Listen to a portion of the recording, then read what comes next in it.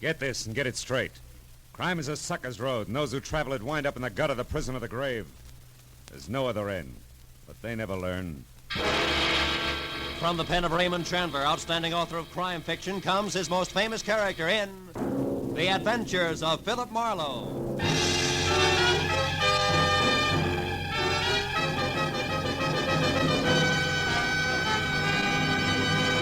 Now, with Gerald Moore starred as Philip Marlowe, we bring you tonight's exciting story, The Soft Spot.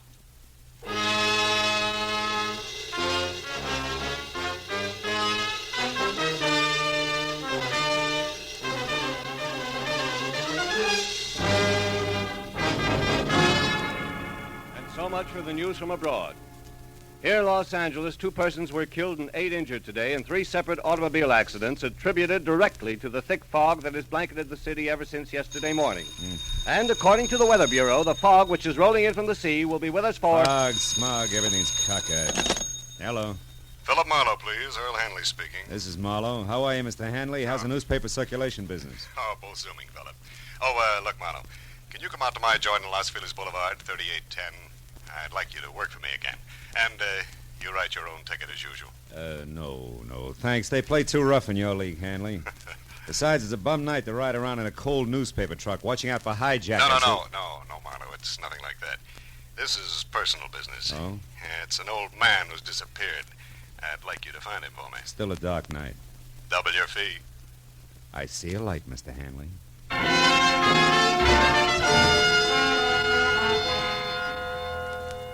Outside, the city was wrapped up tight in the kind of wet ceiling zero fog that leaves you feeling damp and all alone. Hanley's joint on Los Feliz was an old English stone mansion. Sprawling, smothered in ivy, and about as cozy and come-hither as a scream in the night. Inside, I followed an aging, round-shouldered butler whose footsteps didn't make any noise along the type of high, wide, and ice-cold furnished corridor you find only in museums. When we finally arrived at Hanley's study, however, things changed. It was a small room with bright lights, heat, and a desk cluttered with friendly bric-a-brac. Hanley himself was standing against the far wall, and for a moment, the contrast was jarring because the self-made man in shirt sleeves, built like a boxcar and chewing on a cold cigar, didn't at all match the collection of stiff family photos, 1890 style, that hung on the wall behind him. What is it, Marlowe? Hard to find the family resemblance? From here. Your folks, Mr. Hanley? Yeah. Oh. And left to right. My mother, she passed on a year ago, Oh. me as a kid. My father, a lush, and my grandfather. He claimed to have killed more Indians than ever existed. All born and raised in a lot of nothing named Walker Falls. Wow. Couldn't hold you, huh? Couldn't bring me back either, even when Ma died. I was only a little tyke when I ran away, Marlowe. Couldn't stand my grandfather even then. Nothing but a rod and a bottle. Bad combo. How about your father? Oh, I wrote a few nice words to him when Sister wrote me that Ma died.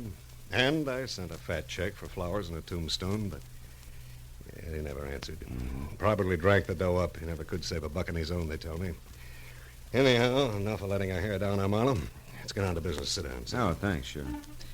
You said someone disappeared, Mr. Hanley, an old man? Yeah, it was a gardener here, Marlowe. Name's Cooper, John Cooper. He's 60, 65 maybe, tall and skinny. Yeah, he got a fringe of curly hair around his ears. The rest is strictly cue ball. Yeah, he shoved off yesterday. With what, Hanley? Yeah, you catch on fast, Phil. Yeah, you know, it's my trade. Yeah. Well, the stuff don't amount to too much. Half a dozen fancy silver drinking glasses, those...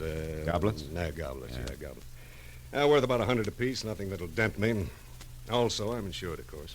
Well, then the goblets mean something else. They do. Let's call them a present from a lady. All right, let's. I want them back, Marlowe. Why me? Why not the insurance company, the law? No. Hmm? No, that I don't want. And if you laugh when I tell you the reason, I'm going to punch you right square in the nose. Have some scotch. No, thanks. Go ahead. Well, drink alone, then, if you don't mind. I don't mind. It's this old Duck Cooper, you know. I feel sorry for him. Yeah, he came in here one day last week, hat in hand, looking beat as an alley cat. So I gave him a job helping one of the gardeners, but I was on to him right from the start. What does that mean? He was a gardener like I'm a ballet dancer. Oh. Yeah, I could tell. And from there on, it got worse. First couple of days, he watched me and everybody else around here pop-eyed as a shoplifter loose in Tiffany's. But you didn't fire him. No. Now, I figured a few square meals, some sleep, a little dough in his pocket would calm him down. So I just put a new master padlock in my trophy room and let it go with it. That was your mistake, huh? Yeah. But just so you don't think I'm losing my marbles, Phil, I better tell you about another mistake. But gonna have to make this short. Dinner gets shut out. Another mistake? Mm-hmm. Yeah, 15 years ago, Phil, I was in a spot just like this Cooper.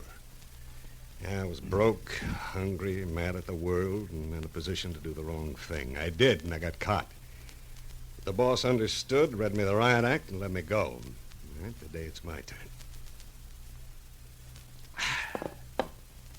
Want to laugh? Not very much. Tell me, what have you got for me to go on? Well, thin air. But you're good, Marlowe. You'll make out. The Thanks. name and description already gave you that. All right, here's the rest of it, according to the servants. One, he lived somewheres around Skid Row. Two, he never touched anything that kicked harder than ginger ale. And that he went for in a big way. Three, he had a buddy in his neighborhood who was teaching him how to whittle. Make stuff, carving wood. Yeah, I know. And that's it, huh? Well, that, plus the fact that he smoked these pint-sized cigars, we found a pack of them in the overalls he wore. Here they are. They're called Aces Up, made in a downtown L.A. shop, also on Skid Row. Oh, the address is in the box there. Could help? Could. Well, see what I can do, Mr. Hanley. Okay, Marlowe.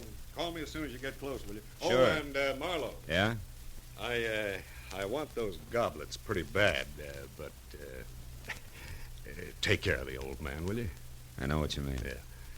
Also, Hanley, I think it's a pretty decent thing that Yeah, you'll have to excuse me, Marlowe. I got to change for my guess. Talk to you, huh?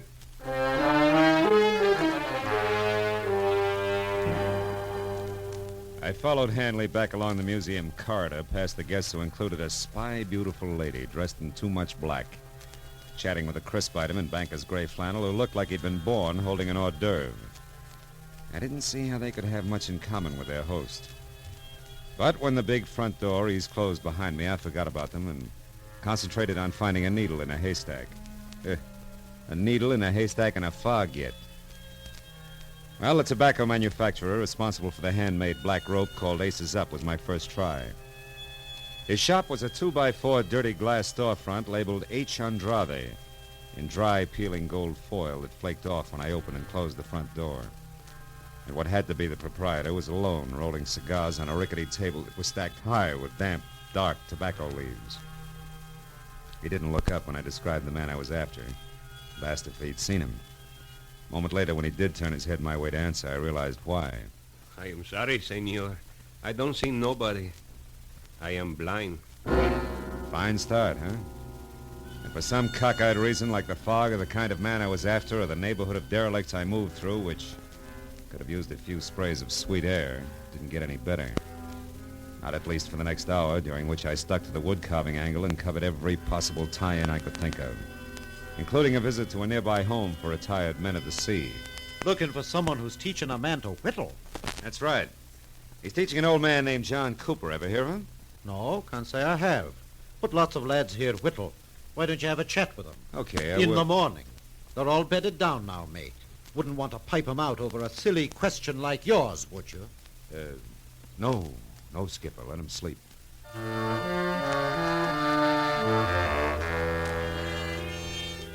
Right there, the whittling went the way of Aces Up cigars, and I turned to my last hope.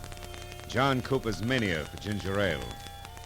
However, asking about that in the cheap, noisy bars that dotted Main Street was even a sillier question.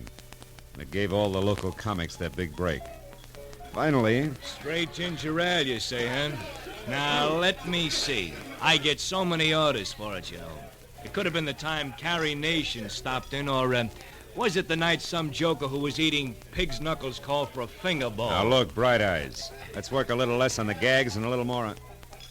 Hey, see that guy over there in the corner booth, the little fellow whittling on that stick? You know him? Come on. Here's 5 for your trouble. Who is he? The name is Skeeter. Been doing his drinking and wood chopping here for 5 years. Is he always alone? Not always. Sometimes he has a buddy with him. Lately, an old ball he's trying to teach how to cut them poles. Oh. A guy who never orders nothing at all, so don't get What started. does Skeeter drink? Skeeter? Yeah. Why, he always has bourbon in... Yeah, bourbon and ginger ale. Uh-huh. The guy you want must drink Skeeter's Chasers, huh? That figures, thanks. Well, don't mention it, Screwball. A profitable pleasure. Only with thine eyes. It's making me nervous. What is it, mister? Lose something? Sort of. John Cooper. Oh. Have you seen him, Skeeter? He told me I could get in touch with him through you here at this bar. Said you were a friend. And I am. Say, is he in trouble, mister? Maybe. What makes you ask? Because he didn't show tonight. And last night he was all out of sorts. Had something on his mind. Couldn't pay attention to the lesson I was giving him. Is it bad? No, not if I can get next to him in a hurry. Tell me, Skeeter, do you know where he stays? Sure do. A rat hole over on South Spring, number 2. Hey, wait. Huh? You ain't a cop, are you? Oh, no, a friend, Skeeter. Yeah? What kind of cigars does he smoke? Friend? Aces up. Do I pass? Uh-huh. It's 210 South Spring. 210 South Spring. Thanks. So long, Skeeter. I'll get in touch if I need any more help. Hey, Sorry, buddy. I was in a hurry. I didn't see you. you lost up my shoe shine, sweetheart. Where you running? Get your mitts off. I said I was sorry. What do you want? The dime you invested in the shiny? Your ears slapped down into the pockets of that zoot suit. Which? Okay. We'll let it go. I thought we would. So long again, Skeeter, and thanks.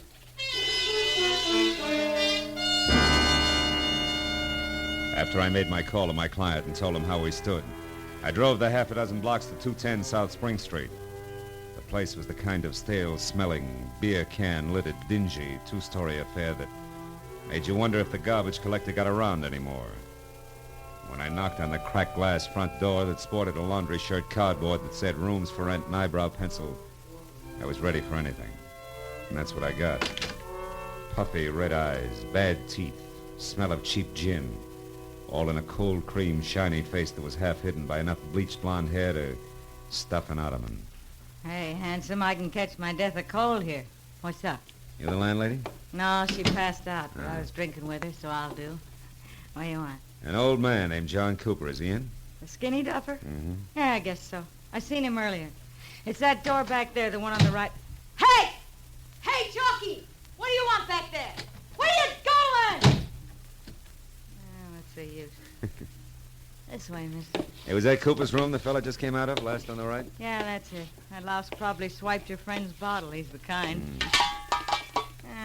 Empty. Too bad. You know, he drinks you under the table and then takes what's left. Which in this case would be ginger ale. Cooper doesn't drink. Yeah? Oh, what do you know about that? Hey! Hey, you got company? Hey, Cooper! Lights on. Try the knob, huh?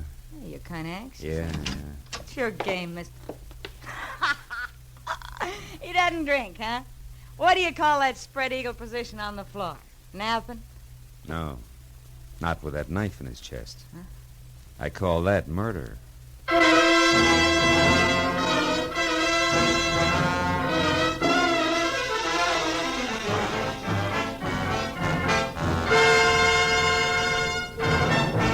In just a moment, we will return to the second act of Philip Marlowe. But first, one of your favorite laugh shows and stars, My Favorite Husband, starring Lucille Ball, will return to CBS this Saturday night. Formerly heard on Sunday nights, Lucille Ball and Her Favorite Husband will now be heard on most of these same CBS stations every Saturday night. Be listening this Saturday when Lucille plunges that favorite husband into a mad and merry mix-up over who is the town's best or worst-dressed man. Now with our star, Gerald Moore, the second act of Philip Marlowe, and tonight's story, The Soft Spot.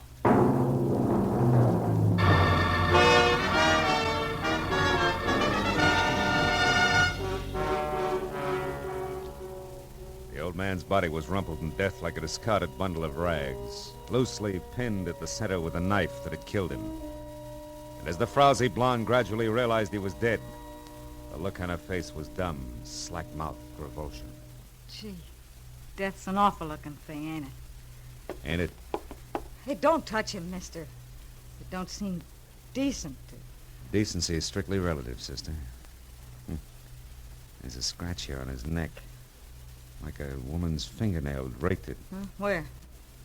Hey, his locket's gone.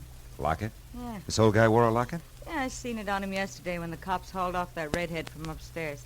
This old guy was shaving, and he came out in the hall without his shirt on to watch, and I seen the locket around his neck. What did it look like? It was a little square one on a gold chain. Now it ain't there. Ripped off and in a hurry. That much old gold's not worth murder, even in this backwash. Baby, what do you use for closets? Closets? Are you kidding? In this dump, you hang your stuff on the plumbing and like it. Why? Well, then there's no place here that 6 big silver goblets could be hiding, I guess. You couldn't hide a shot glass in this joint. Not for long, anyway. Well, the old boy traveled light. There's nothing here but... What? Hey, what'd you find? Hmm? What'd you find? Oh, this newspaper story on the table. Torn out of the day before yesterday's paper, it says. Nelson Root, wealthy Beverly Hills broker, dies in a freak car smash-up. Root is survived by his wife, former showgirl Evelyn Lansing Now, Root, what do you who- suppose that old guy was saving that for? To have sold his shoes with, maybe? Oh, sure. Now, look, as long as you got your brain in gear, tell me where I can find that guy who ran out of here. Chalky? Yeah. Hey, listen, mister, I don't want to get mixed up in this. I just live here and I'm back here. You're already mixed up in it. Yeah, but that Chalky's awful hard, mister. I wouldn't want to cross Now, him. listen, that old man there was murdered. Remember, it's for keeps. You tell me here and now, or the cops down at headquarters. Come on, where does he live? I don't know for sure. I think I heard once he's got a shack in the alley behind some warehouse over on San Pedro Street. Which warehouse? I don't know. Honest, I don't know. Hey, you might find out at Dooley's Diner. I think he shoots craps over there. Okay. Thanks, baby. And do yourself another favor before you cool off. Call the police.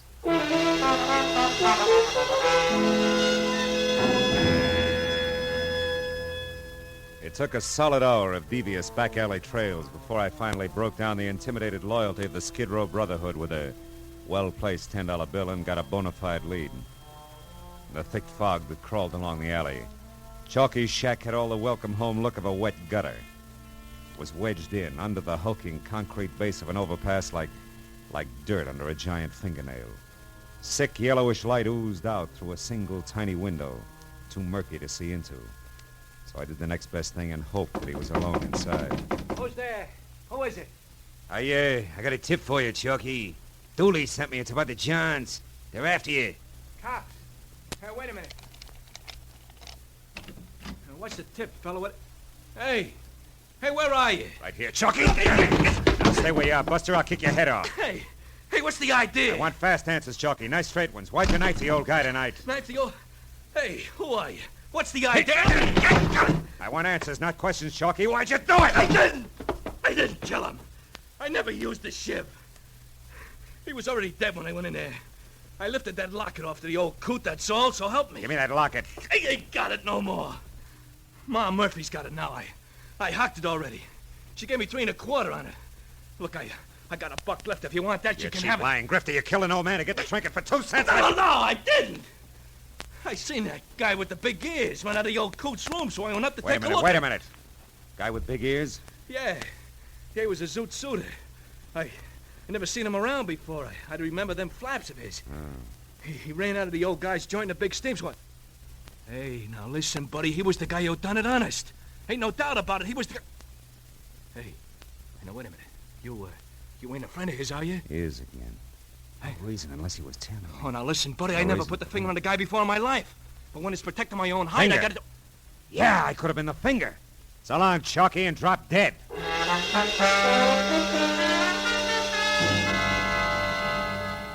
It was still foggy outside, but my own personal fog began to lift. Big Ears must have been tailing me, overheard me on the phone, and got to the old man first. But why? Why the clipping that old man Cooper had about Nelson Root's accident? Nelson Root survived by a widow. A widow? Holy smoke!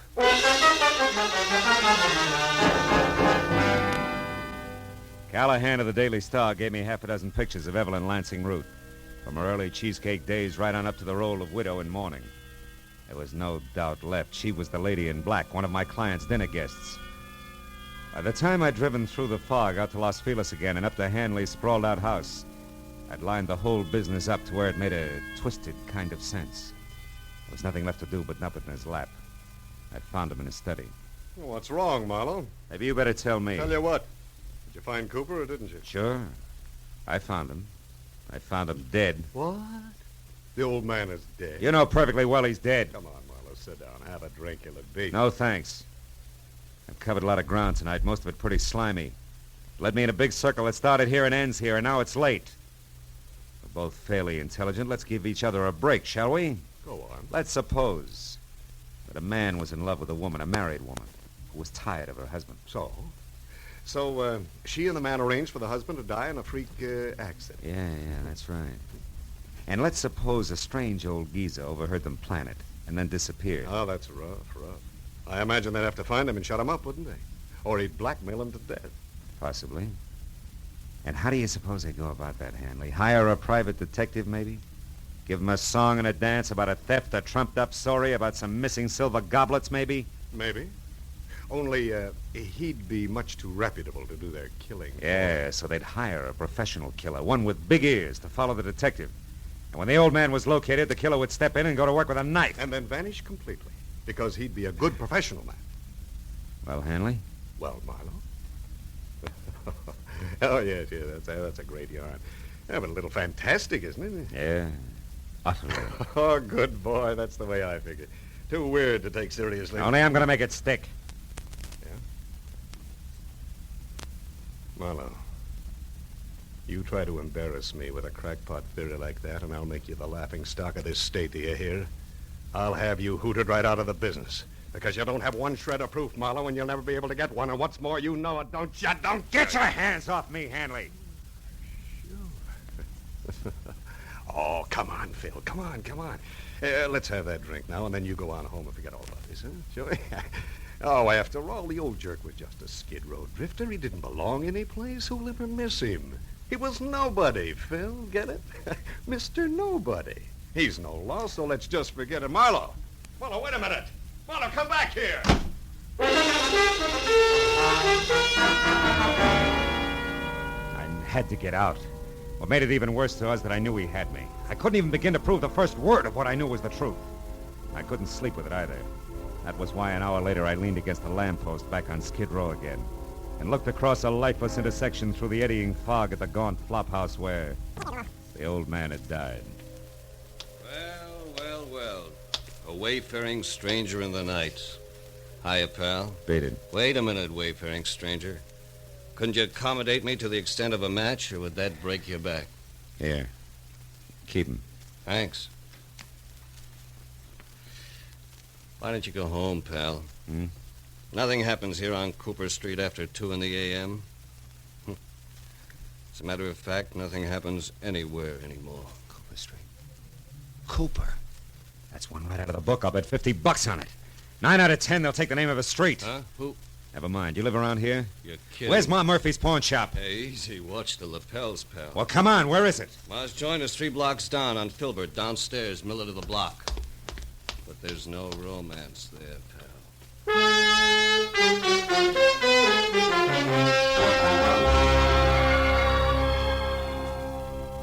I still got the good notion to call the cops. The idea.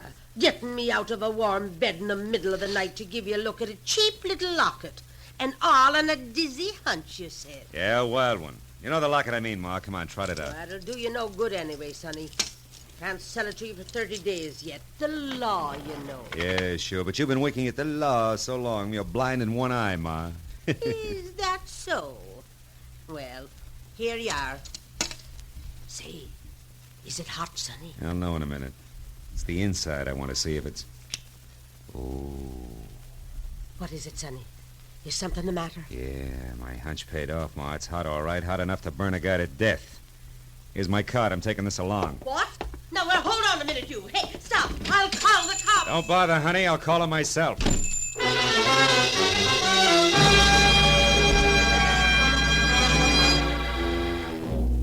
The lights were still on in Earl Hanley's study, so I pulled over and parked on the street and went up the walk on foot.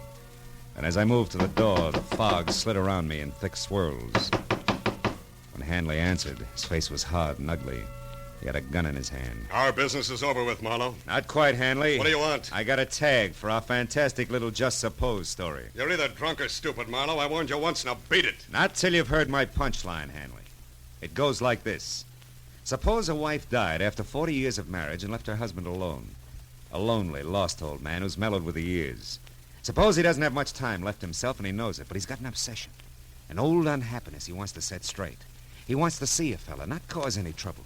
Just be around where he can look at him now and then. Go on, get to the point. Sure, this is the point, Hanley. Huh? Here, take it.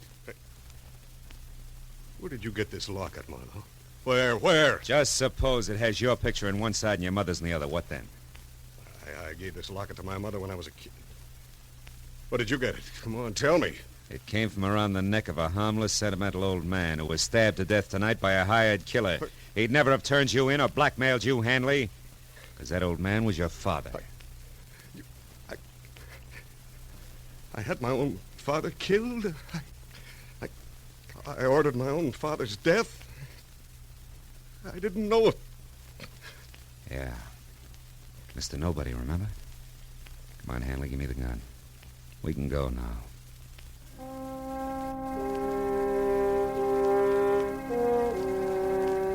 Hanley went quietly. All the way, he kept the little locket clenched in his fist. But as I led him up the stairs at police headquarters, he broke loose long enough to shatter both his hands against the marble pillar. He wound up in a straitjacket. But it didn't matter much because when they picked up Evelyn Root, the lady in too much black, she filled in the rest of the story, including a lead to Big Ears. When it was over and I was sitting outside in my car alone in the fog that pressed close against the windows, I could see nothing of the city. Nothing but the soft, swimming white mist which hid the black outlines of Skid Row. Funny thing, you know. Some people can get out of Skid Row, but Skid Row will never get out of some people.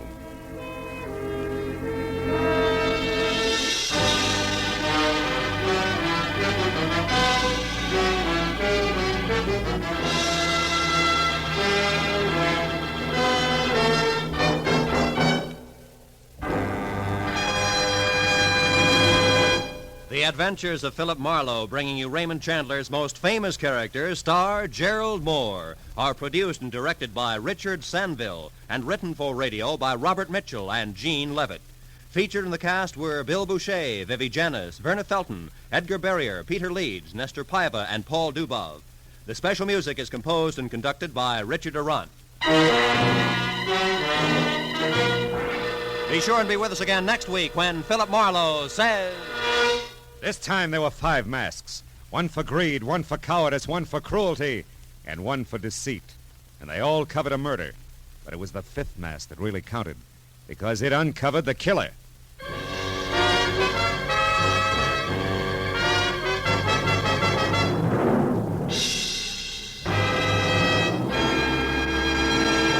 For some easy-to-listen-to music on Sunday afternoons, be sure to hear those favorites, the Symphonette and the Choraleers, which return to CBS this Sunday afternoon.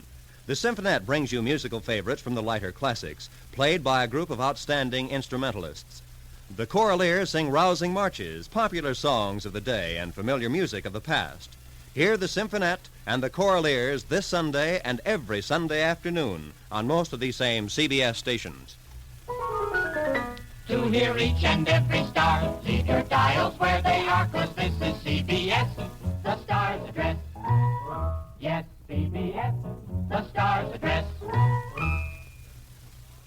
Roy Rowan speaking. This is CBS, where next week you will hear Philip Marlowe an hour and a half later Eastern Daylight Saving Time on the Columbia Broadcasting System.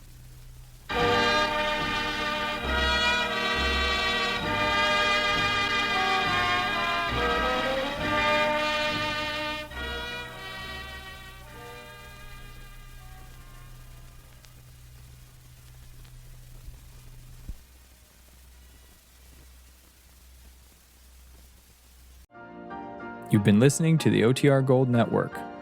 Find more classic radio at otrgold.com.